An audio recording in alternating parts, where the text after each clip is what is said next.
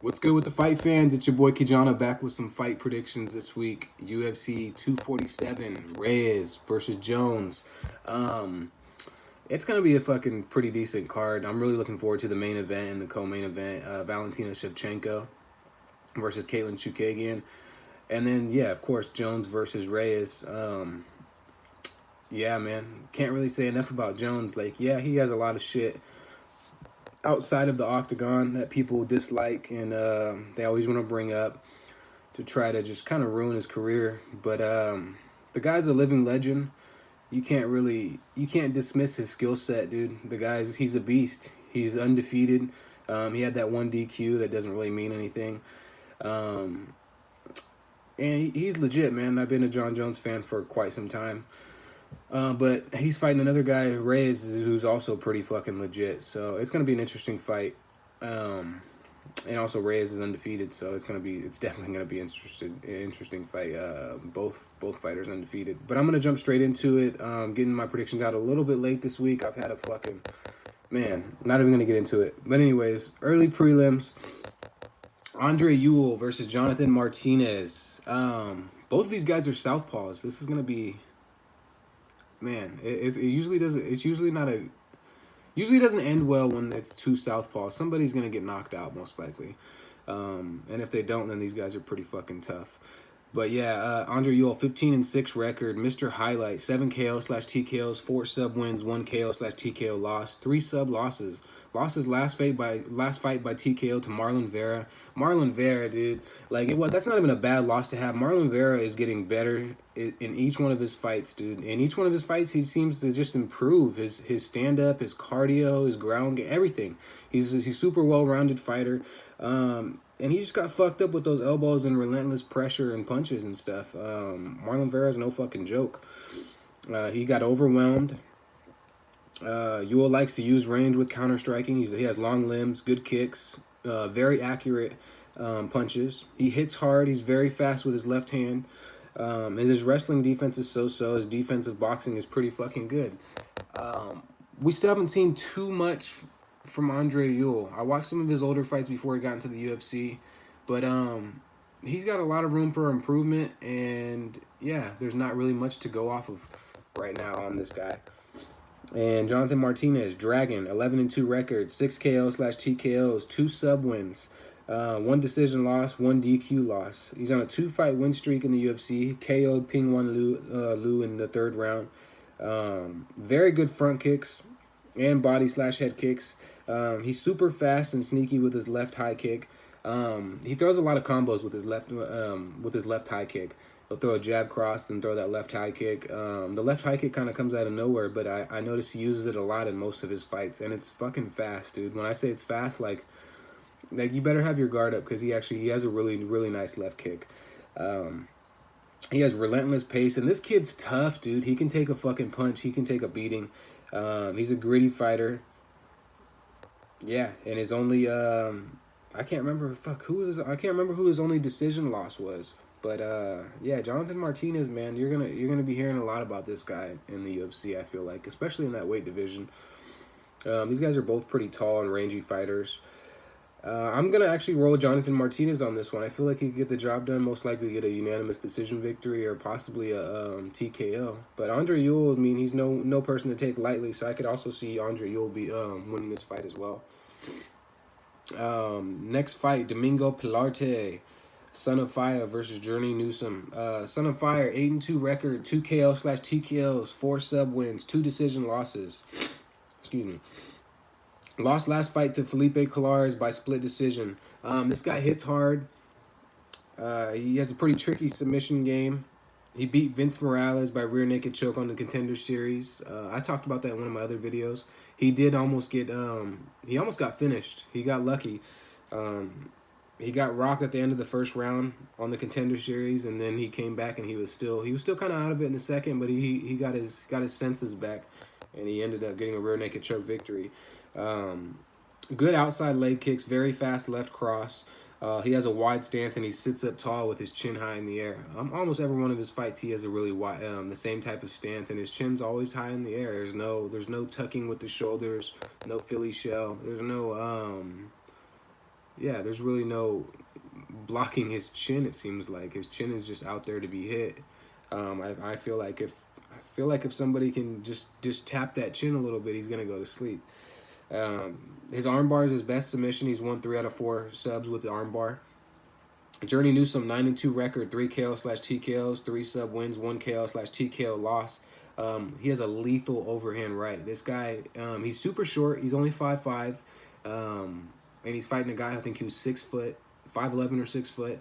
But he's got a really big reach disadvantage in this fight, and he's gonna have to take some shots, get in there, close the distance, do a little Mike Tyson in that bitch, and come up with an overhand right or some uppercuts, something. He throws a lot of uppercuts and overhand rights. He has one decision loss. Lost his last fight to Ricardo Ramos by decision, and I'm honestly surprised that he didn't lose by fucking KO, because that elbow that he took, dude, this guy can eat a fucking punch.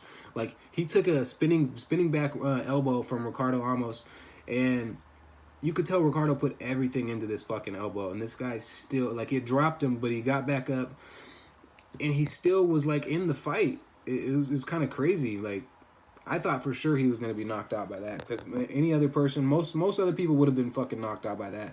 He was on a 6-fight win streak before he lost to Ricardo Ramos. Has wins by guillotine, rear naked choke, and triangle choke. So I mean, he has, like I said, he has a pretty slick submission game. Very tough and durable. But yeah, man, this guy packs a punch. He's super wiry and explosive, and he has a 6-inch reach disadvantage in this fight. It's really hard for me to pick either one of these guys. I'm gonna roll with Journey Newsom. I'm gonna take a chance on the shorter fighter. He's gonna be the underdog in this fight, most likely. They have about the same fight experience, so yeah, I'm gonna roll with Journey Newsom. I feel like he could get the job done. Next fight, Miles Johns. Chapo versus Mario Batista. Chapo's 10-0 record, 2 KO/TKOs, 2 sub wins. Beat Cole Smith in his UFC debut, and he beat Richie Santiago on Dana White Contender Series. He's a powerful striker. A lot of jumping/lunging left jabs. His jabs are really weird. He doesn't throw like the typical boxing jabs or just a normal jab. He kind of jumps into his jab and then flicks it out there. Yeah, it's weird. He has a lot of throws a lot of right overhands. Vicious knees in the clinch. When he gets in the clinch, he always throws knees to the body, tries to get in, and knees to the head. He headhunts a lot. Doesn't throw enough kicks, in my own opinion. And he relies on the knockout. He's 5'7". He's kind of a short fighter. I guess not that short for that weight division. No, Mario Batista holds a 7-1 record. 2 KO/TKO wins, 3 sub wins, 1 sub loss. He beat Jin Soo Sun in his last fight by decision. Lost to Corey Sandhagen by a very fast armbar in the first round. This guy has relentless pressure and pace. Swarms all of his opponents with his striking combination. He throws like flurries of punches. Very good double legs and top pressure. And control on the ground. When he gets you on the ground, he has really good top control. He has a 6-inch reach advantage in this matchup. Very good in and out striking movement. Light on his feet. He has really good footwork. He also uses his leg kicks and knees to the body very well, especially in the clinch. And he can take a punch like a champ. Mario Batista, man, this guy's pretty. Both these guys are really good. I mean, they wouldn't be in the UFC if they weren't, honestly. And this guy has Miles Johns has a 10-0 record. Mario Batista has a 7-1 record, and they're gonna be meeting each other this Saturday. So it's going to be an interesting one. I'm rolling with the taller fighter, though. I'm rolling with Mario Batista. I feel like he might edge him just with the cardio. I feel like he'll have more cardio than Miles Johns. But Miles Johns packs a punch. I could definitely see him knocking out Batista early on if Batista doesn't find that. If he doesn't get his range down and he just doesn't swarm him. I feel like if he swarms Chapo, it's gonna be a quick night for him. Mario Batista is a pretty good fighter. All right, going straight into the prelims. Lauren Murphy versus Andrea Lee. Lauren Lucky Murphy, 11-4 record, 8 KO/TKO wins. That's a lot for a chick fighter. 4 decision losses. She beat Romero Barella. Romero Barella. That's a long ass name. By TKO with knees/elbows in the last fight. Very impressive performance. Her losses against Sajara Eubanks, Caitlin Chukagian, Liz Carmouche, and Sarah McMahon. Those are all pretty much high-level strikers for the women's division. Those aren't bad losses to have. Very durable. As you can see, she has 4 decision losses. She's never been KO'd or submitted. She's an ex-drug addict, gone fighter. Super tough and can take a punch to give one off. Pressures all of her opponents. Every one of her fights, she's trying to pressure her opponents. She's very stiff, though, and doesn't have the greatest striking defense. She takes a lot of fucking punches. Low-volume striker. It's weird because she pressures her opponents, but she doesn't throw that many strikes. She's getting hit more than she's actually throwing strikes. Decent single leg, and she doesn't have any head movement. So it's going to be really hard for me to pick... It's going to be really hard for me to pick Lauren Murphy. I'm not going to pick her. I'm not going to talk too much about KGB, Andrea Lee. 11-3 record, 2 KO/TKOs, 4 sub wins, 1 sub loss. Lost to Joanne Catterwood by split decision in the last fight. Yeah, there's not really much to say about Andrea Lee. She's legit. She has really good submission game. She has good wrestling. She's pretty well-rounded. Her submission game is super underrated. And her kickboxing is pretty fucking good, too.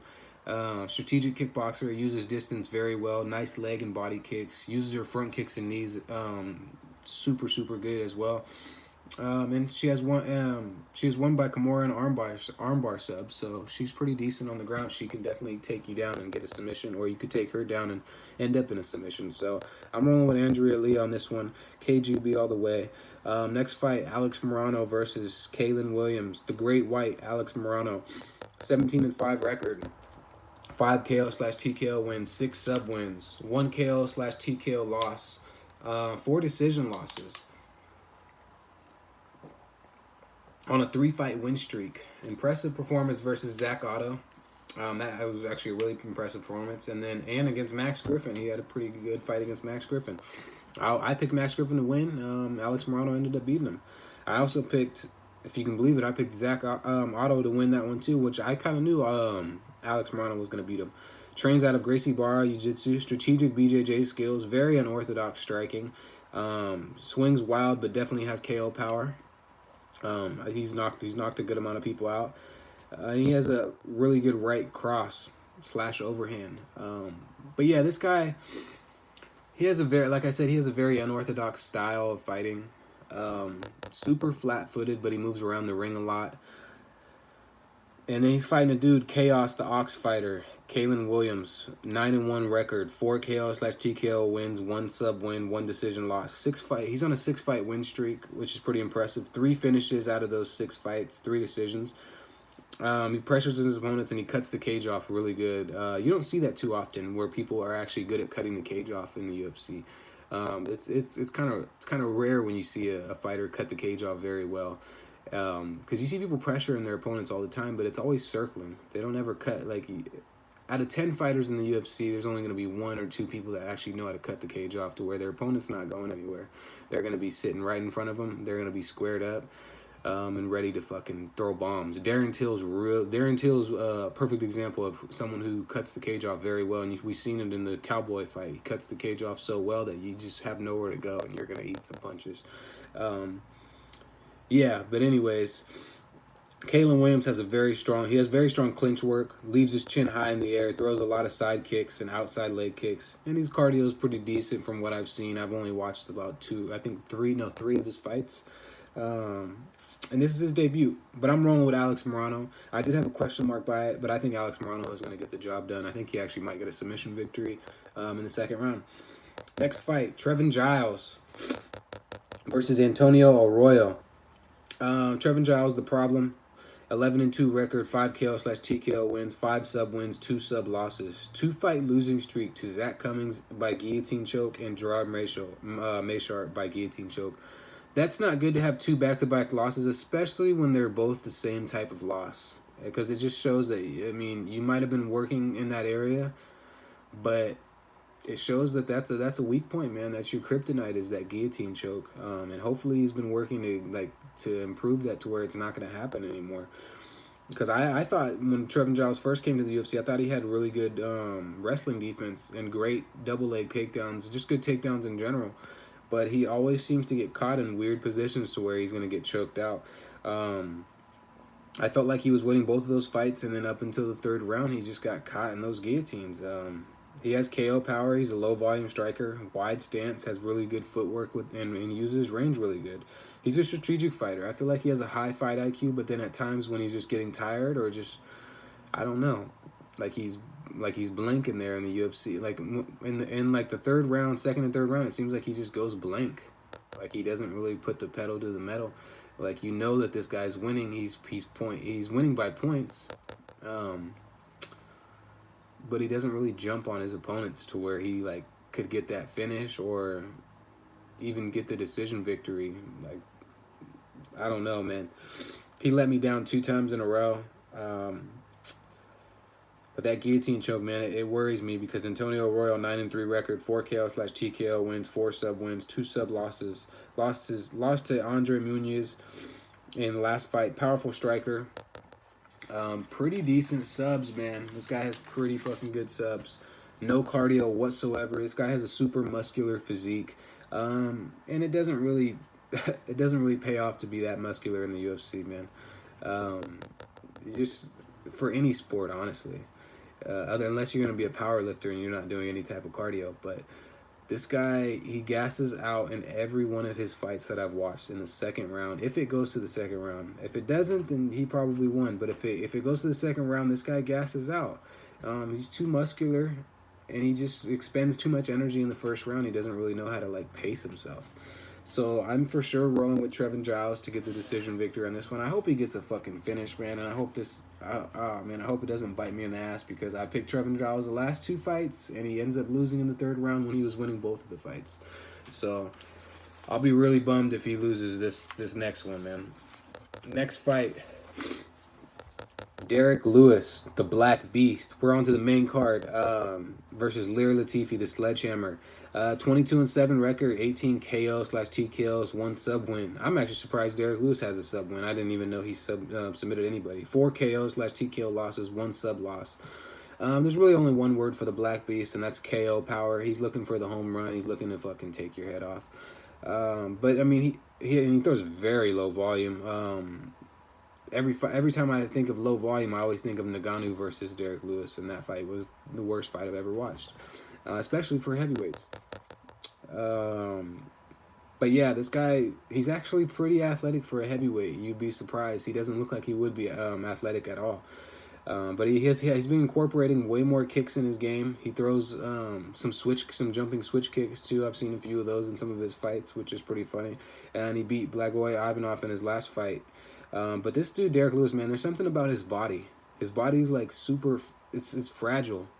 You hit him one time in his body and he just winces.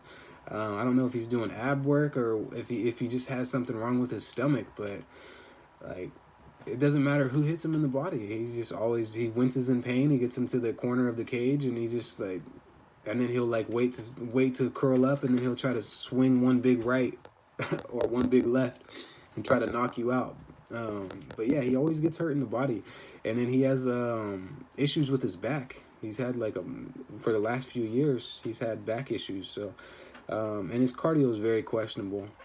You could say that about every heavyweight, really, because it's just a lot of weight to be carrying around and doing all the shit that they're doing in the ring. But yeah, his cardio is definitely questionable.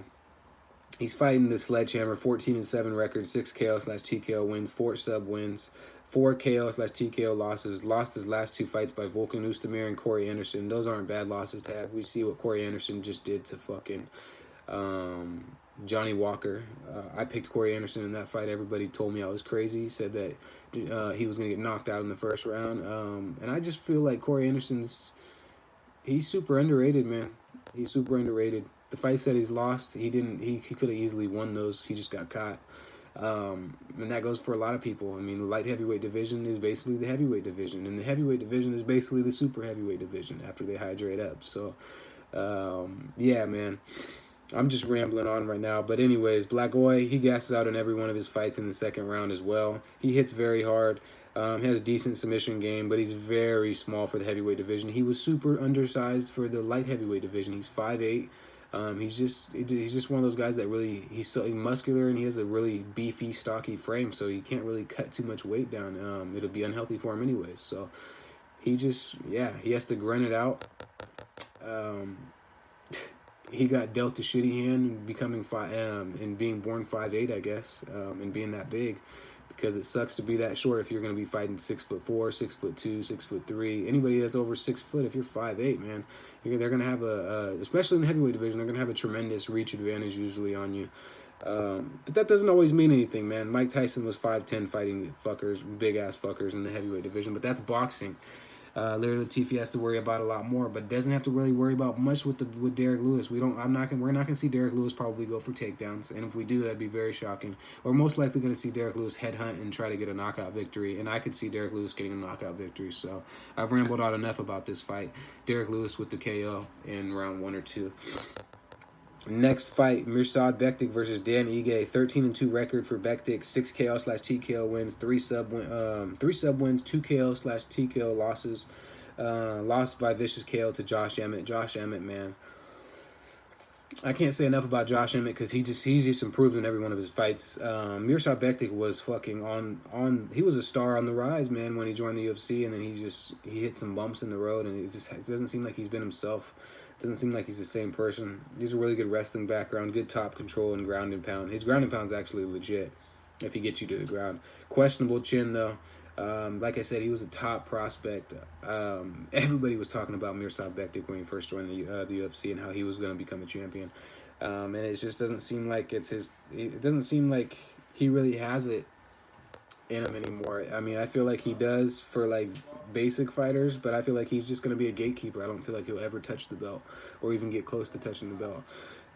Dan Ige, aka Dynamite, 12-2 record, 3 KO/TKO wins, 5 sub wins, 2 decision losses, 4 fight win streak. Dan Ige, man, huge fan of Dan Ige. Powerful, strategic, and explosive striker, and you can see it in his eyes. This guy, he's legit. He's a legit fighter. He's a smart fighter. And like I said, he's strategic, man. This guy actually thinks when he's in the cage, and you can tell. You can just look at him and you can tell that he's thinking of he's playing chess in the ring, man. And I like fighters like that. I like the Rocky fighters every now and then too, that just go in and they're wild.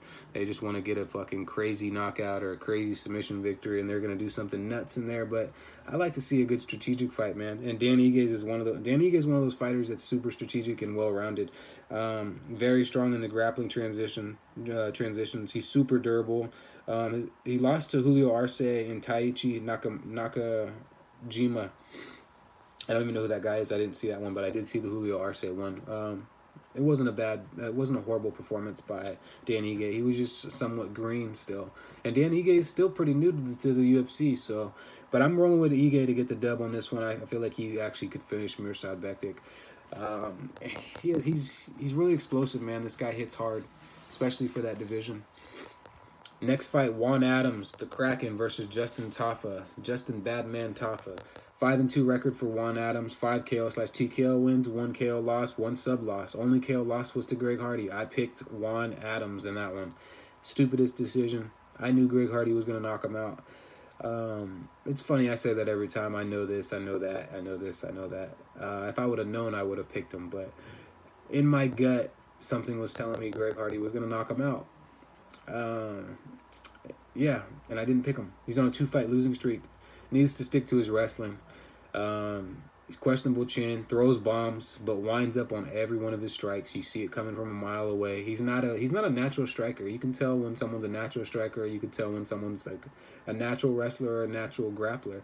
And I feel like you should always stick to what you're natural at. It's always good to improve on whatever whatever area that you're not so comfortable, to get out of your comfort zone. Like if you're not a great striker, I feel like it's good to work on your striking, but that doesn't mean you need to rely on your striking in the fights. You should rely on your wrestling because that's what you're good at.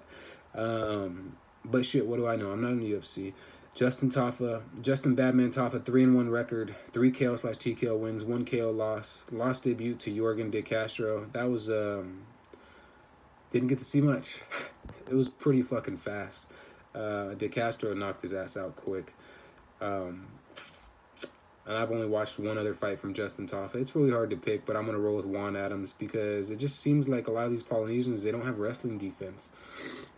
And maybe I'm wrong. Maybe they do.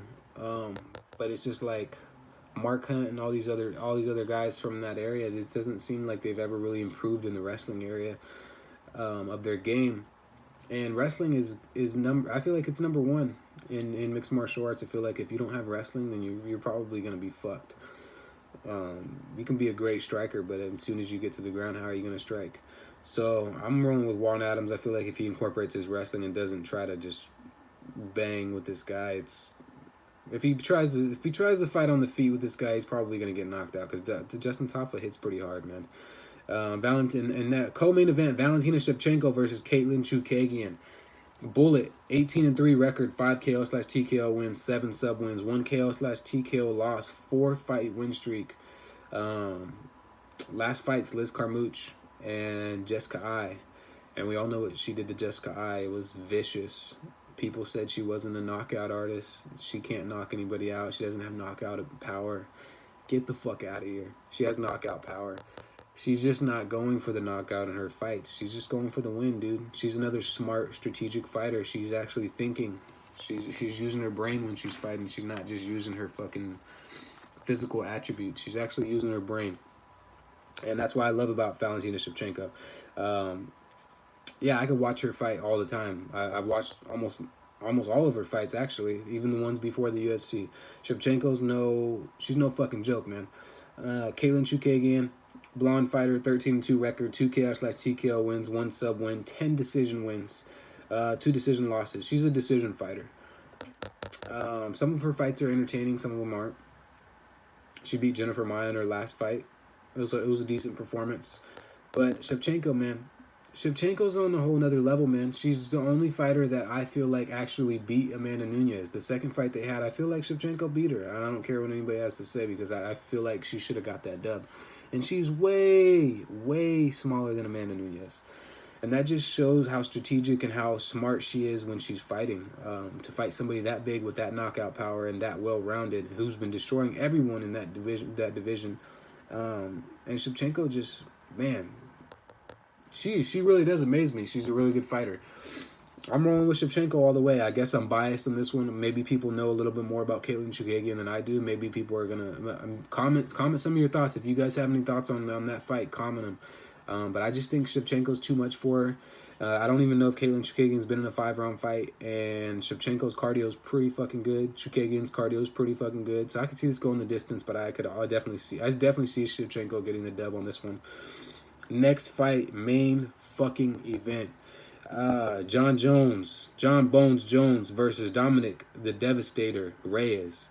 25-1 record. Take that fucking 1 off there, man. He's 25-0.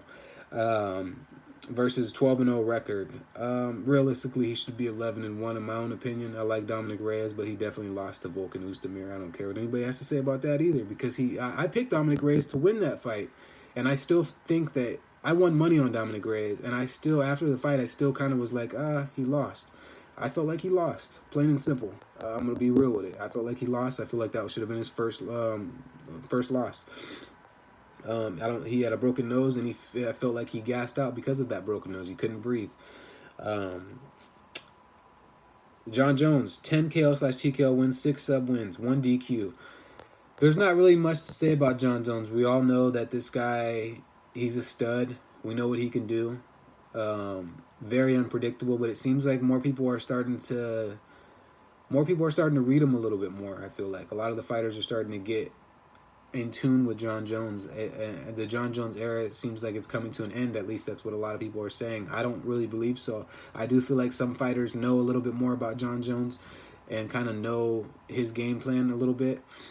But John Jones, we do see a lot of the same kind of stuff that he does with his kicks, his spinning back elbows. A lot of the stuff that he does, he's been doing for a while, but it seems to work, so why change it?